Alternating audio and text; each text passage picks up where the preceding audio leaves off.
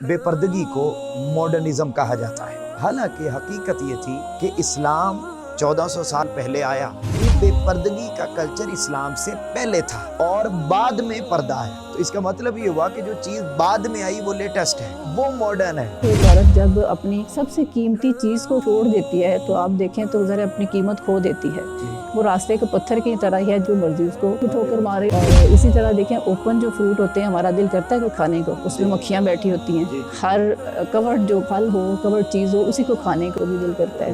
तमाम नामहरम रिश्तों से सिवाय उनके जिनके साथ दाईमन निकाह हराम है, जिसमें बाप आ जाते हैं, बेटा आ जाता है, भाई आ जाते हैं, बाकी तमाम रिश्तेदार, यानी कि जिनके साथ किसी सूरत में भी निकाह हो सकता है। देवर है, आज आप भाई के निकाह में हैं, नहीं हो सकता, जिस दिन उसकी डेथ हो जाती हो जाएगा, तो लिहाजा वहाँ पर्दा है। मेरे कजन की एक एंगेजमेंट हुई बड़ी धूमधाम से दीवाने खास में, कंबाइन एंगेजमेंट थी। अब देखें रिंग भी पहना रहे हैं दोनों, क्योंकि वो हम एक एनलाइटन मॉडरेशन जो मुशर्रफ की थी ना, वो सोच नीचे तक आई। ये बेहयाई उस दौर से बढ़ना ज्यादा शुरू हुई। फिर मदीना की रियासत ने तो आके तो समझ लें कि जो ताबूत में ना आखिरी कील भी ठोंक दी।